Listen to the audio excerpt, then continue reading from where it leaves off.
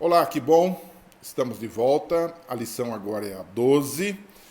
José, príncipe do Egito. Nessa nossa série, nessa incursão nossa em breves lições no livro de Gênesis para a escola sabatina, nós chegamos à lição 12, onde vamos tratar do encontro de José, que foi vendido como escravo, que foi preso no Egito, que sofreu agruras e que finalmente virou governador do Egito, um superintendente geral lá no Egito, e ele agora se reencontra com seus irmãos. Então nós vamos trabalhar na lição dessa semana de forma esboçada, no momento do encontro de José com seus irmãos. Depois de anos, há um reencontro, há perdão e há reconciliação. Coisas maravilhosas. Então, o primeiro bloco da lição dessa semana eu intitulei Os Sonhos de José se concretizam. Lembra dos sonhos da semana passada? José o sonhador? Pois agora chegamos à concretização desses sonhos. Deus havia dado um sonho a José lá no início de que seus irmãos se encurvariam diante dele. Lembra dos feixes de trigo que se encurvavam? Então, Gênesis 37, verso 7 até o verso 10. Para que isso acontecesse, José sofreu muito, nós sabemos, mas finalmente ele foi feito o vizir, ou governador do Egito. Ele interpreta um sonho de Faraó sobre os 7 anos de abundância e os 7 anos de miséria, e aí o Faraó diz, esse é o homem que eu preciso, eu tenho que colocá-lo como superintendente desta obra, desse, desenvolvimento do país, da agricultura do país, e do estocamento desses grãos, desses cereais, de toda a comida, porque isso vai nos faltar lá na frente e nós vamos poder abastecer o mundo de então. Ele elabora um plano econômico, José elabora um plano econômico. Ele podia ser uma espécie de ministro do planejamento do país. E ele foi muito apreciado por Faraó, ele viu que José, a Bíblia usa a expressão, era um homem ajuizado, né? Sábio, inteligente. E ele reconhece algo mais ainda. O Espírito de Deus estava nele. Né? Sabe, quando a gente dá um bom testemunho, até os pagãos reconhecem o nosso bom testemunho. Né? Há N histórias de pessoas que convivem com pessoas secularizadas, mundanas, pessoas ateias até. E essas pessoas, à medida que convivem com esses crentes verdadeiros, fiéis, eles são impressionados. Eles dizem, olha, eu não consigo crer nesse Deus que você crê, mas tem alguma coisa aí que faz de você uma pessoa boa, diferente, com caráter ilibado.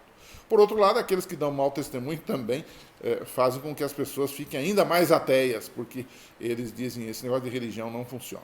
Né? Mas José foi o caso positivo desta história. E então, depois que ele vira governador, em toda essa história, nós temos o segundo bloco desta semana, que é o encontro, exatamente o encontro de José com seus irmãos. A fome, naqueles outros 7 anos de miséria, os primeiros 7 eram de abundância, eram representados no sonho de Faraó pelas vacas gordas e pelas espigas cheias. Agora chegou o tempo das espigas mirradas e das vacas magras. Então a fome em toda aquela região, e em Canaã não foi diferente, onde morava o pai de José e os seus irmãos, forçou esses irmãos de José a irem ao Egito buscar comida, é claro. E eles foram os 10, porque o menorzinho ficou em casa. Jacó não deixou que Benjamim fosse com os irmãos. Eles já eram criados, já eram experientes, e eles foram para buscar comida. Chegando lá, sem saber, logicamente, eles chegam diante de José para pedir comida, que José era o administrador, eles precisavam falar com ele. José fez questão que isso acontecesse. José os testa, chamando-os de espiões, começa a acusá-los de algumas coisas, só para mexer com eles, com o brio deles. Né? Deixa-os presos por 3 dias, né, para dar uma lição neles e ao mesmo tempo para arrancar as verdadeiras intenções deles. E ele diz o seguinte, olha, vocês devem voltar, e vocês devem trazer o irmão caçula de vocês, que era Benjamim, para comprovar que vocês não são espiões, que vocês são pessoas bem intencionadas. E então, naquele momento, a culpa toma conta dos irmãos de José. E eles lembram de todo o mal que haviam feito a José. Esse é a realidade do pecado, né? O pecado sempre nos persegue, né? Lembra daquela história de Caim, né? O pecado jaz à porta, ele está sempre no seu encalço. Se você não confessa e deixa e alcança a misericórdia, o pecado sempre está te incomodando. A culpa está sempre corroendo o seu corpo, a sua mente, o seu coração, né? E aí aconteceu com eles que eles voltaram para casa com todo aquele problema e deixaram lá Simeão, contaram ao pai toda a história, o pai ficou apavorado com a ideia de levarem Benjamim, agora mais um filho que podia ser perdido, perdeu José, que era do coração dele, agora o segundo do coração dele, Benjamim, seria perdido. E quando eles chegam lá, também há um plus, há um algo mais, eles acham prata nas suas bolsas, né, nos sacos de cereais que eles levaram dali, né? E o tempo passa, eles têm que voltar, porque a fome continua, forçados pela fome, eles tiveram que voltar. Agora trouxeram o Benjamim uma segunda vez. E o texto bíblico diz que José os levou para sua casa, deu um banquete para eles. Até então eles não sabiam que era José, certamente o estilo de cabelo, o estilo de roupa, porque agora ele era o governador do Egito, era muito diferente daqueles campesinos, daqueles agropastoris, homens que estavam ali diante dele, e eles estavam pensando, puxa, agora nós vamos ser de fato escravizados. Ele nos trouxe aqui para um banquete, isso aí é uma armadilha, nós vamos ser escravizados ou até mortos, né? Mas José trata bem a eles e trata bem especialmente a Benjamim. Diferente do tratamento que eles deram a José, José os trata bem. E José aqui se espelha em Benjamim, diz, como ele era o mais novo, o mais querido, ele dá assim, uma atenção especial a Benjamim, né? Diferente daquilo que eles fizeram com o próprio José em anos anteriores. E José manda carregar de mantimento e despede. Mas ele faz mais um teste com eles. Ele coloca o que chamam de taça de prata, de adivinhação, embora José não acreditasse nisso, ele coloca essa taça de prata, era um objeto que ele tinha, digamos, acesso ali, e ele coloca aquela taça de prata para amedrontá-los um pouco mais, na bagagem de Benjamim. E ele pede ao administrador dele que vá atrás deles e que, ao encontrá-los, ache a taça que estava ali na mala de Benjamim, na bagagem de Benjamim, e os acuse do roubo desta taça, né? Era um jogo que José estava fazendo com eles para confrontá-los com a realidade do pecado deles, da maldade deles, mostrando que tudo que nós fazemos volta para nós.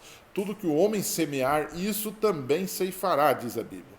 E ele diz, olha, o que estiver com a taça vai virar escravo. Aí eles entraram em desespero, porque quem iria virar escravo era justamente Benjamim, que eles tinham prometido ao pai que não iam deixar como escravo e que iam cuidar dele, e aí eles voltam para José, e naquele desespero eles se humilham,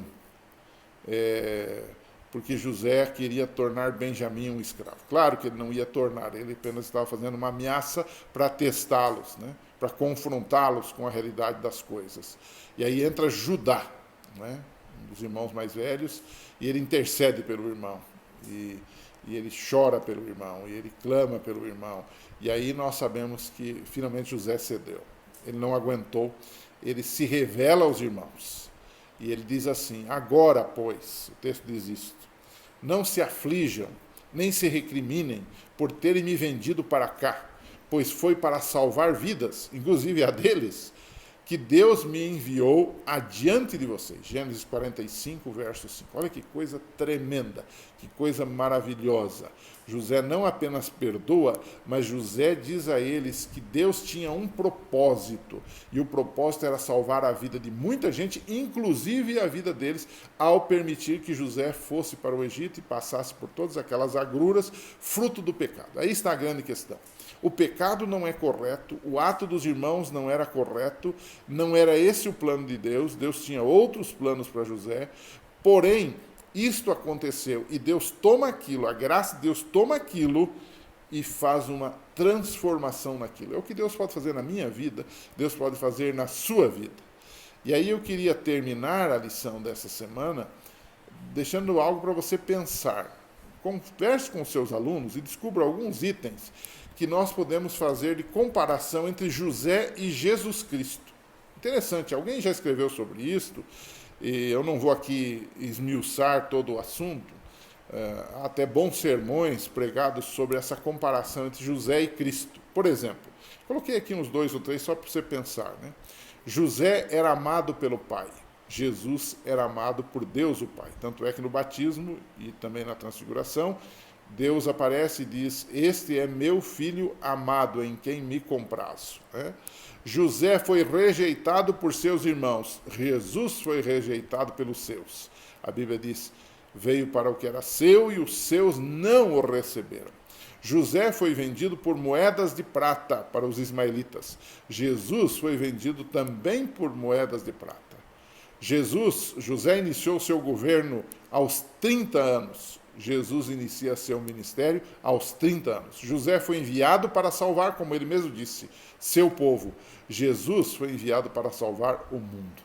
Então, é muito interessante essa comparação entre José e Cristo, um tipo de Cristo. Alguém que pela sua vida tornou-se um exemplo, tornou-se um referencial mais adiante. Essa é uma dos assuntos que podemos conversar no final com os nossos alunos. E um segundo assunto, a segunda dica que eu daria, é o seguinte: o que nós aprendemos sobre perdão e reconciliação na história de José com seus irmãos? Observe, José não pede nada em troca, ele perdoa.